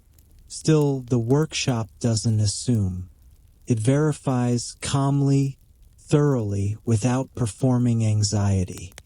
You notice the cloth itself being inspected too. Any crease that might catch wire is flattened. Any stray fiber is removed. The bench is made safe for delicate work again. This is not perfectionism in the exhausting sense. It is maintenance. It is the same kind of care you give a blade by wiping it clean or give a teapot by rinsing it gently. The goal is not a flawless world. The goal is a workable one. You watch someone rinse their hands at the basin, then dry them on a folded cloth. The motion is slow and habitual, like a ritual that keeps grit from entering fine work. It strikes you that the workshop's calm is not a mood. It is a set of repeated actions that protect the work from both accidents and emotion. A kettle breathes softly in the corner. Tea is poured, not as a celebration, not as a reward, but as a reset. Steam curls upward, and you feel your own breath lengthen in response. The tea's warmth seems to seal the lesson into your body. When something goes wrong, you do not have to punish yourself with frantic energy. You can return to sequence. You can return to the next small step. Your attention shifts to sleeves and baskets because you remember how easily a coil could have been carried along without anyone noticing. A sleeve brushed the bench. A woven basket handle nudged a cloth. A light draft moved a thin object. The workshop accounts for these realities without trying to control every molecule of air. It simply designs around them. Trays to catch, cloths to protect, habits to reset. You walk past the ornament rack and listen to its quiet jingles again. Now they sound slightly different to you, not just pretty, but informative. A single tap tells you that something moved and then settled. A brief cluster of soft notes tells you a hand lifted a group and returned it. The jingles are tiny data points in a world where the biggest dangers are small. A lost fragment, a bent wire, a slip of the hand. You realize you've been trained to chase big threats, but much of peace is built by managing small ones. A sudden thought, gentle but sharp, arrives. The missing coil was not the real problem. The real problem would have been letting the missing coil steal the workshop's steadiness. That didn't happen. The room refused to be hijacked by absence, kept its breath, kept its order. kept its humanity. You feel yourself absorbing that refusal like warmth. You imagine returning to your own life and losing something. Your keys, a file, a message thread, a plan. And instead of flaring into self-blame, you stop, clear the surface, and search in a calm spiral. You imagine building woven trays into your days. Checklists, small rituals, designated places for things, tiny buffers that reduce the cost of mistakes. You imagine the relief of not making every minor error into a personal crisis. The workshop continues and you continue with it. Wire is drawn. Filigree is shaped. A brush sweeps dust into a tray. A charm taps once and falls still. The coil, once missing, now rests where it should, ready to become loops and patterns that will catch light and release it softly. And you, too, feel more ready, less afraid of small problems, more trusting of calm solutions, because you have watched a missing thing be found without anyone losing themselves in the process. You carry the workshop's method inside you now, the calm spiral of searching and returning, and it changes the way you notice the world. Your eyes begin to look for subtle shifts before they become problems. Your ears begin to treat small sounds as guidance rather than irritation. You find yourself standing in the middle of the room not as a visitor waiting to be entertained, but as someone learning a new form of attention. A breeze slips through the doorway again, soft, cool, almost apologetic. The paper windows respond with a faint sigh, and the hanging ornaments answer with a gentle tap. Jingle, not loud, not urgent, but distinct enough to pull your focus toward the racks. You notice something you hadn't fully noticed before. Air has pathways here. It moves through the space like water through reeds, shaped by the placement of benches, the height of hanging cords, the gap beneath a door. The workshop has been designed to allow breath without inviting chaos. Yet every now and then, breath finds a loose thread to tug. Your attention is drawn to a corner where light changes. It is not brighter exactly, just different, as if the air there is slightly cooler and the shadows slightly longer. A woven mat lies folded against the wall. A small basket sits beside it, half covered with cloth. A cord hangs above, its end weighted with a tiny charm that should be still. But it moves barely, swaying a fraction more than the others, as if it has been recently disturbed. You walk toward it with the workshop's new logic. Follow the change. As you approach, another faint jingle arrives, not from the ornament rack this time, but from that small weighted charm. It taps softly against the wall and settles. The sound feels like a clue, tells you something about timing. The movement is fresh. The air has been here. Something has brushed past. You kneel and look under the edge of the folded mat. Dust lies there in a thin, undisturbed veil, except for one small line, a faint track where something has slid. Your heart gives a small, unnecessary kick, because your modern brain still loves the thrill of solving even tiny mysteries. The workshop's calm immediately steadies it again, as if saying, yes, you can enjoy the clue, but you don't need to spike your pulse about it. You lift the mat edge carefully. Nothing dramatic appears. No treasure. No hidden compartment. Just the quiet underside of woven reeds. But the track continues. It leads toward the basket. The basket is plain, reed-woven, sturdy, the kind of object that supports daily life without asking for credit.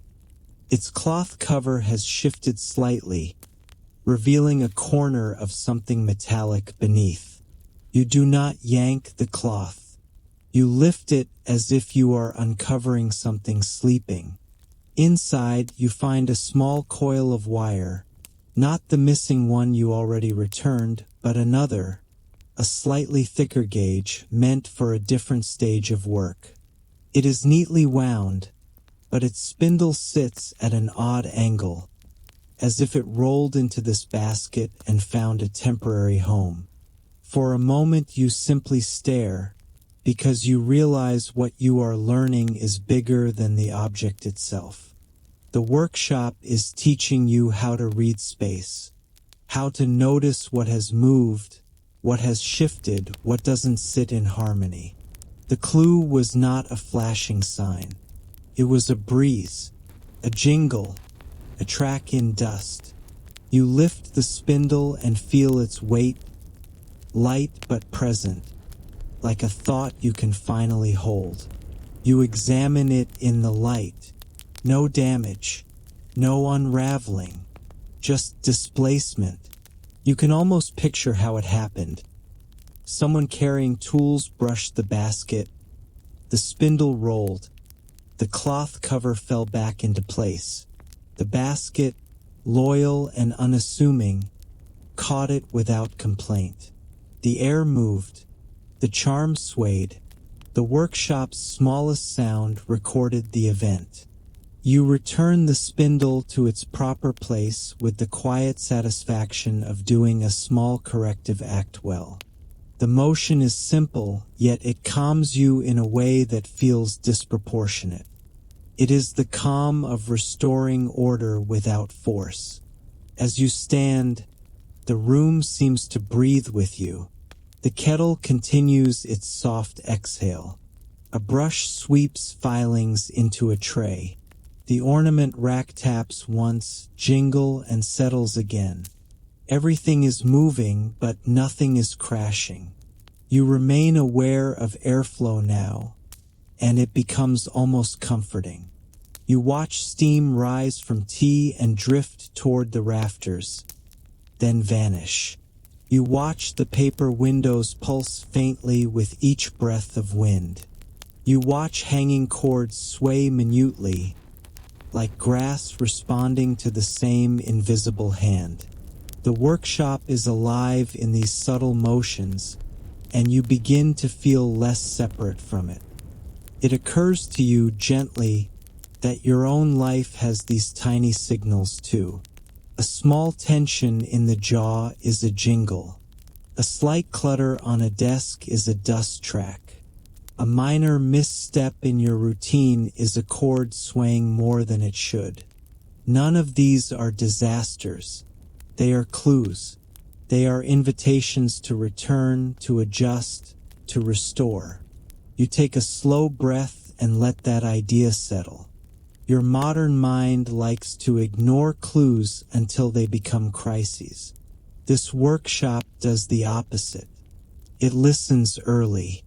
It notices gently, corrects softly.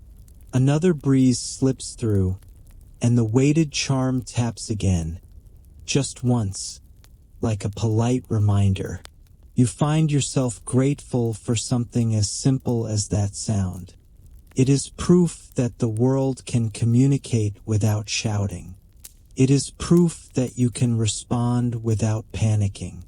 And as you step back into the room's main rhythm, heat, tea, wire, gold, you feel your attention sharpen in a new, quieter way. You are no longer just watching craft. You are practicing a kind of calm perception, following breezes and jingles like small guides, letting them lead you back to steadiness again and again. The spindle is back where it belongs, and the workshop's balance returns so seamlessly it almost feels like the disturbance never happened. But you know better now. You know the calm here is not fragile. It is responsive. It bends, corrects, and settles again without cracking. Your attention stays with that idea as the day shifts toward repair work. Not repair in the dramatic sense of fixing something broken beyond recognition, but repair as the quiet art of refusing to waste. In this place, nothing is discarded casually. If a piece can be restored, it is restored. Not with haste, not with frustration, but with the same calm precision used to make it in the first place. A small filigree element rests on a cloth near the lightest window. It is not ruined, but it is not perfectly true either. A loop that should be round is slightly pinched. A curve that should flow has a subtle kink. The flaw is small enough that your modern brain might be tempted to ignore it and hope nobody notices. The workshop does not operate on hope. It operates on attention. You watch hands approach the piece as if approaching a small animal that must not be startled. The loop is examined from different angles.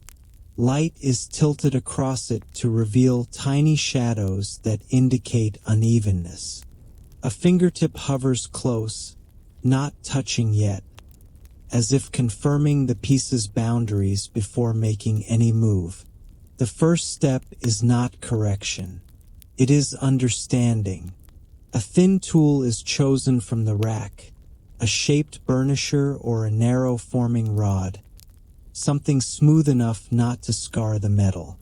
The charm attached to its cord gives a faint jingle as it is lifted, then settles. That small sound feels like a bookmark in time. Repair begins here. The metal is warmed slightly, not to soften it into vulnerability, but to make it cooperative. Heat, again, is used as mercy. The piece is held near the hearth, rotated slowly so warmth spreads evenly. No rushing, no sudden blasts of flame, just a careful invitation for stiffness to relax. The gold's color does not flare. It merely deepens, then returns. The piece is set briefly on sand, allowing heat to settle into a safe, workable calm. Then the correction begins. The loop is guided around a smooth rod, coaxed back into its intended curve. The movement is so small you might miss it if you blink, yet you can feel the force behind it. Steady, firm, perfectly measured. Too little pressure and nothing changes. Too much and the loop collapses. The hand finds the exact middle, the place where repair becomes possible without damage. You notice the breathing. It is slow, timed with the motion. Pressure applied on the exhale. Release on the inhale. The workshop's calm is inside the body here, not just in the room. The rhythm makes your own breath fall into alignment, and you realize you have been holding yourself too tightly for too long, expecting perfection from muscles that need mercy. The kink in the curve is addressed next. A burnisher presses gently along the line, smoothing the metal's memory. You can almost sense how gold holds a record of each touch, each bend, each moment of stress. Repair is not erasing that record. It is editing it. It is choosing a new shape for the same material. A brush sweeps away a faint dusting of filings. The piece is inspected again. Light is shifted across it. The loop now looks rounder, more honest. Not factory perfect, not sterile, but true to the design it is meant to serve. You feel something settle in your chest. Watching repair done this way is strangely emotional, not in a sentimental, tearful way, but in a deep, quiet recognition. This is what you want from your own life, to be corrected gently, not punished, to be guided back into shape, not crushed into it. The piece is warmed once more, a small annealing cycle to ensure it remains workable and strong. It rests in sand, cools without shock. Everything is paced like a lullaby: warm, shape, rest, warm, shape, rest. The tea corner contributes its steady support. A cup is poured and set near the bench, steam rising in soft curls. The scent threads through the air like reassurance.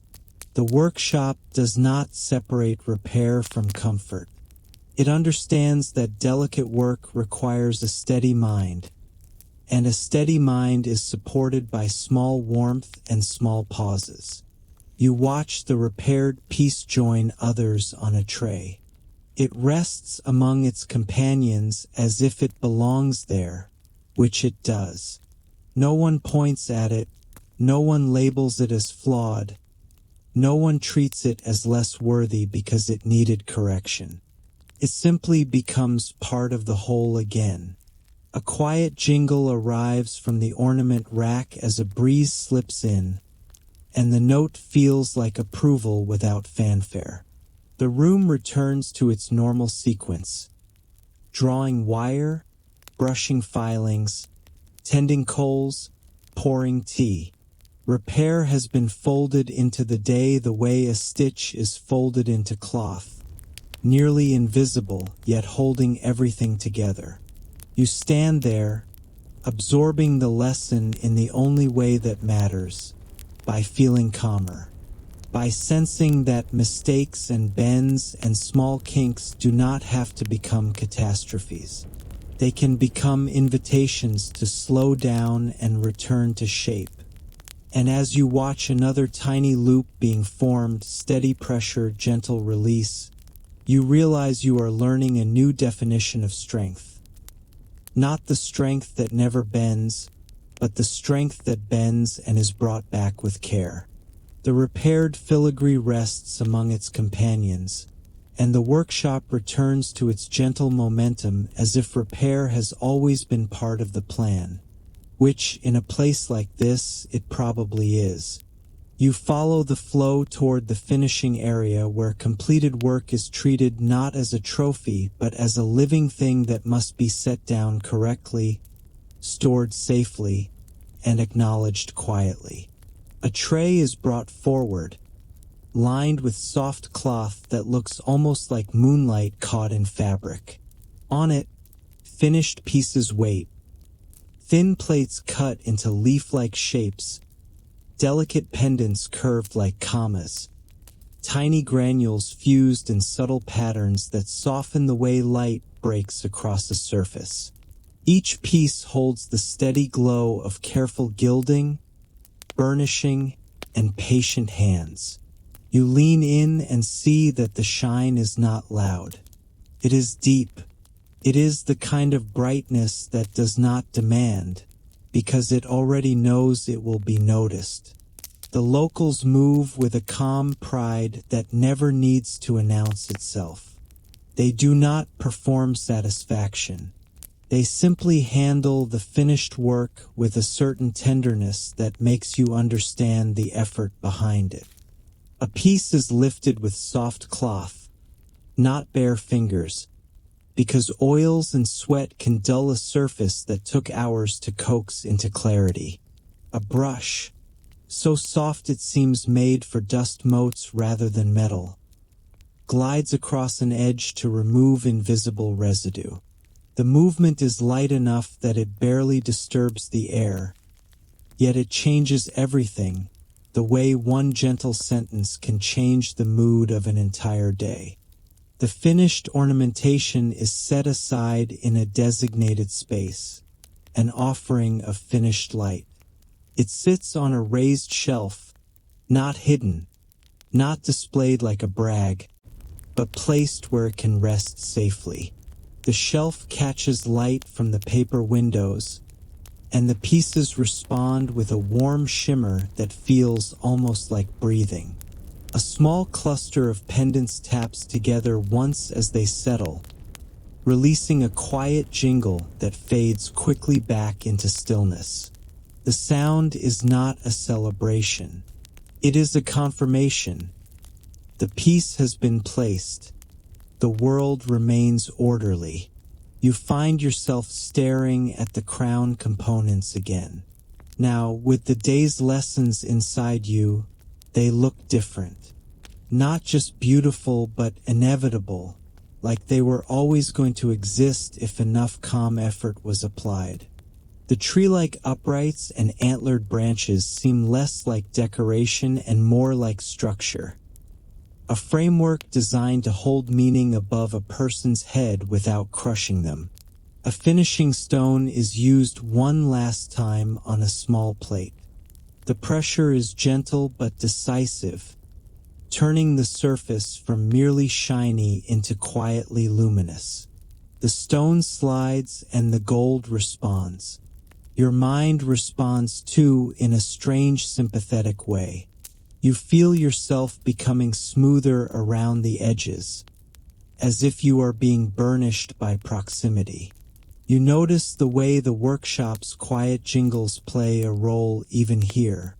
Each time a piece is moved onto the shelf, a faint note may sound as metal touches cloth or a hanging charm responds to movement.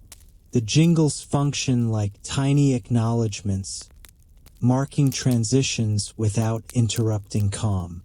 They are the workshop's version of applause, minimal, honest, and instantly done. Outside, the light has shifted. Afternoon has softened into a warmer angle, making shadows longer and gentler. The paper windows glow like lanterns, diffusing sunlight into a creamy wash. The air in the room feels slightly drier now, warmed by hours of charcoal and bodies moving through steady routines. Tea steam still curls upward, but slower, as if tired in a satisfied way. You stand near the shelf and let your eyes rest on the finished pieces. There is a particular serenity in seeing work completed and set aside properly. In your world, finishing often means immediately starting something else, or finishing badly, or finishing while already worrying about the next deadline. Here, finishing is treated as a moment that deserves to be clean. Not dramatic, just clean. The locals make small adjustments to the placement, moving a tray a finger's width, aligning a cloth edge, ensuring nothing touches that shouldn't. These micro decisions are not obsessive. They are protective. They prevent future problems. They keep the day's effort from being undone by carelessness. The workshop's calm is always thinking one step ahead in the gentlest way possible. You catch yourself wanting to offer thanks, to express admiration, to say something. But there is no dialogue here, and you understand why. Words would cheapen the quiet intelligence of the room. Instead, you let your gratitude become attention. You give the pieces your full, unhurried gaze. You let the warm shimmer imprint itself on you the way a sunset imprints itself when you finally stop checking your phone. One finished ornament catches light and throws a soft reflection onto the cloth below. Just a small patch of warmth, like a drop of honey. You watch it tremble slightly as air moves. It reminds you of the tea steam, the gold leaf, the fine wire, everything delicate yet strong through method. And you realize that the offering on this shelf is not only the physical objects. The offering is the entire approach. The belief that calm, repeated care can create something enduring. The workshop continues to breathe quietly around you. Brushes moving, coals settling, cords swaying. A final jingle flickers as a charm comes to rest. You stand in that finished light and feel your own inner noise dim, not because life has become easy, but because you have seen another way to carry difficulty. with steady hands, gentle habits, and a brightness that does not need to shout. The shelf of finished light sits quietly behind you, as if it has already accepted its own future, being worn, being stored, being remembered in small glints. The workshop's pace slows in a way you can feel in your bones. Not because anyone collapses with exhaustion, but because the day has reached that satisfied point where the work no longer needs to prove itself. Afternoon leans toward evening. The paper windows lose their bright milkiness and take on a warmer, dimmer glow, as if the sun is stepping back politely and letting the room keep its own light. Shadows lengthen across the benches. Tools return to their pegs in the same calm order you've come to trust. A brush makes one final sweep, gathering metal dust into a tray with a motion so gentle it feels like closing a book without wanting to wake someone. Tea steam becomes the main visible movement again. You drift toward the corner where the kettle rests, because your body seems to recognize that this is how the workshop marks a day. Not with announcements, not with dramatic endings, but with warmth offered in small, steady portions. The kettle's lid trembles faintly as water holds its heat. Steam rises and curls into the rafters, slower now, thicker, as if the air itself is tired in a peaceful way. Cup is set out. You hold it and feel the warmth sink into your fingers, and you realize how much of your modern life is spent touching cold things. Cold screens, cold metal handles, cold urgency. Here, warmth is everywhere, but never aggressive. It's the kind that suggests you can unclench without consequences. You sip. The tea tastes earthier now, a touch more bitter, like it has steeped longer in the day's quiet. It's still comforting, still roasted and steady, but it carries the honest weight of evening. The steam lifts and fades, a small practice in letting things go without making a fuss about it. In the dimming light, the workshop's quiet jingles sound even more precise. A hanging charm taps once as someone passes, then falls still. A cluster of ornaments settles with a soft note that feels like a gentle nod. These sounds no longer strike you as cute details. They feel like the workshop's pulse. Brief, reassuring, never demanding your attention, yet always available if you choose to listen. You think about the missing filigree coil and how it was found, how the solution was not panic, but sequence. Stop, clear, search. Notice the smallest changes. Follow the clue that arrived as a breeze and a jingle. It has become one of those strange lessons your mind will carry out of place and into life, the way a scent can follow you home on your clothes. You can already imagine losing something tomorrow and feeling that old flare of frustration. Then remembering the sand tray, the woven basket, the quiet spiral of attention that returns things to order without punishing anyone. You glance toward the sand basin near the hearth, now undisturbed, holding the day's warmth in its grains. It sits there like a reminder that heat can be set down safely. You look at the burnishing stones lined neatly on their cloth, smooth and patient, waiting for the next time dullness needs to be coaxed into glow. You look at the tool rack, its charm still, and you think, not for the first time tonight, that order can feel like kindness rather than control. The room smells different now. Less resin, less sharp mineral tang. More tea, more settled charcoal, more wood warmed by hours of careful work. The scent is like a blanket that has absorbed the day and now offers it back to you in softened form. Outside, you sense the town beginning to fold itself into evening. Footsteps grow fewer. A distant door closes with a muted thud. Somewhere, water in the stream keeps sliding over stones, indifferent to time yet somehow perfectly aligned with it. You remember the woven baskets at the market, the cloth drying in quiet strips, the way the whole town seemed to support this craft without ever shouting about it. You feel a tug of affection for that invisible network. People who grow tea leaves, shape tools, weave reeds, stack charcoal, because the gold does not happen alone. Calm does not happen alone either. You sit where you can see both the tea corner and the shelves of finished work, and the scene feels like a careful composition. Steam rising, gold resting, shadows lengthening. It is almost offensively beautiful in its simplicity. And yes, your anxious self probably won't survive this either, because anxiety depends on urgency, and this place is quietly refusing to supply it.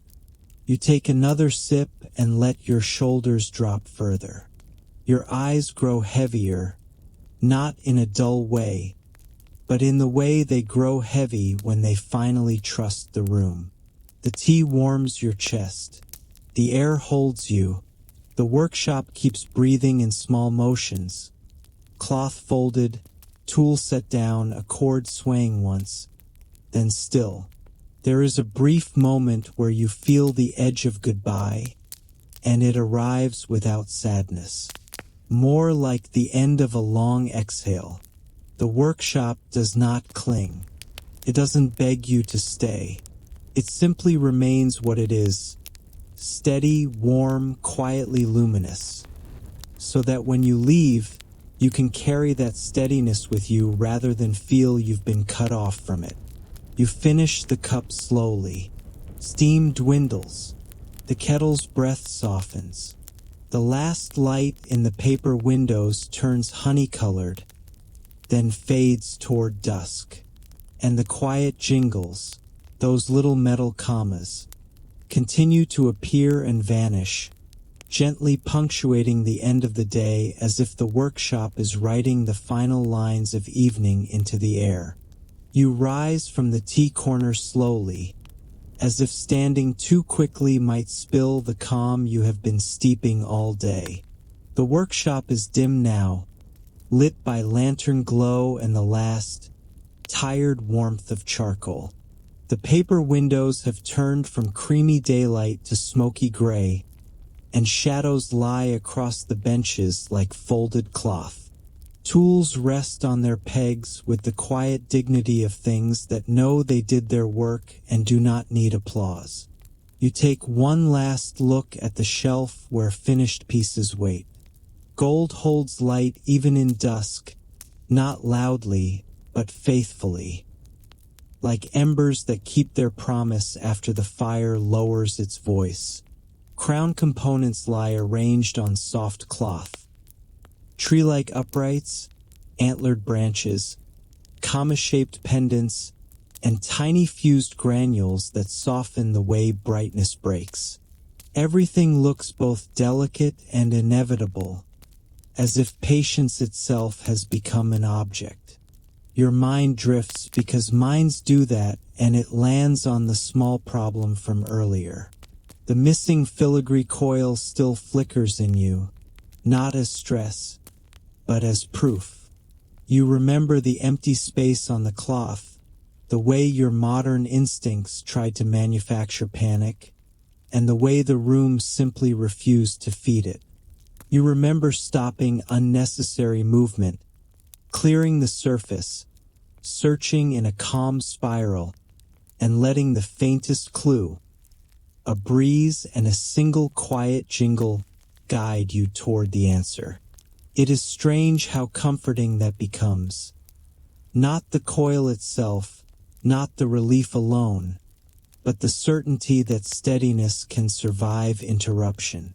Near the hearth, the sand tray sits undisturbed, holding the day's leftover warmth in its grains. It looks humble, and that is exactly why you respect it. It exists to catch heat before heat becomes chaos. You think of the sand tray as a small promise you can carry home, a place to set down intensity without shattering it, a buffer between urgency and damage. You move toward the doorway, careful with your steps, and a charm on the tool rack sways faintly as you pass. Taps once, jingle, then stills, a tiny farewell that never turns sentimental. The workshop does not cling to you. It simply lets you leave in the same way it let you arrive, guided by rhythm rather than pushed by urgency. Outside, the courtyard air feels cooler, rinsed clean by evening. The hammering has stopped. Even the birds have quieted. Only the soft hiss of coals remains, tucked inside clay and stone like a secret kept warm. Above, the sky deepens toward night, and a few early stars appear shyly, as if they are practicing the same restraint you learned inside. You walk the lane again, and the town receives you with soft light and quiet closure. Roof lines sit heavy and protective. Doorways glow like low lanterns. A strip of cloth stirs on a line, moving with the unhurried confidence of something that knows it will dry in its own time. The stream you passed earlier keeps murmuring over stones, polishing them with patience that makes even gold feel temporary. At the market edge, stalls are closed or closing. Reed baskets are stacked neatly, their patterns tight and even. Ceramic cups are rinsed and set to dry. Somewhere nearby, a kettle releases one last thread of tea steam into the darkening air, and it catches lantern light for a breath before it dissolves. You notice how your mind no longer grabs at the steam as if it must be preserved. You let it vanish. You let the moment complete itself.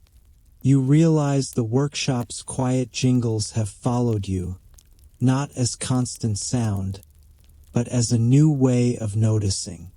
You hear them in the tiny settling of your own breath.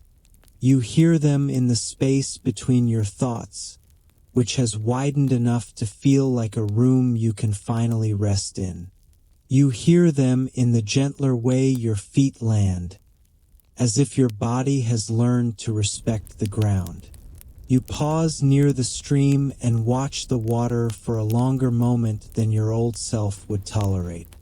It carries reflected light the way gilded metal carries glow, by holding it gently, then letting it go. The surface shifts, the reflection breaks, and the water continues without apology. You take a slow breath and feel that same permission in yourself. You can keep moving without explaining. You can stop gripping things until they bruise. When you turn back toward the workshop for a last glance, the building looks modest, almost shy. From the outside, you would never guess how much quiet brilliance lives inside its walls. That feels right. The best steadiness does not advertise itself. It simply remains available, like warmth waiting in a kettle, like coals banked under ash, like gold that keeps its soft promise even when the room grows dark. You continue down the lane until the workshop's glow fades behind you. The night air cools your cheeks. Your shoulders sit lower than they did when you arrived. Your mind feels less like a crowded market and more like a bench cleared and ready. Cloth smoothed, tools returned, space made for one careful thing at a time. And as you walk, you imagine a tiny jingle tucked somewhere in your memory like a charm on a tool cord. Not loud enough to wake you, just bright enough to guide you. The next time life tries to scatter you, you will listen for that faint note, and you will remember tea steam curling upward, gold glowing like slow sunrise, and silence made safe by the smallest, kindest sounds. You let the lane stretch ahead without forcing it to end quickly. The town's lights soften, one by one, until they feel less like lamps and more like patient breaths. The air cools your forehead, and your body accepts the night as permission, not as a threat. You keep walking quietly at a pace that would annoy your earlier self, and you find that nothing bad happens when you move gently. Your thoughts slow into longer lines. Worries still exist, of course, but they feel farther away, like tools returned to their pegs instead of scattered across the floor.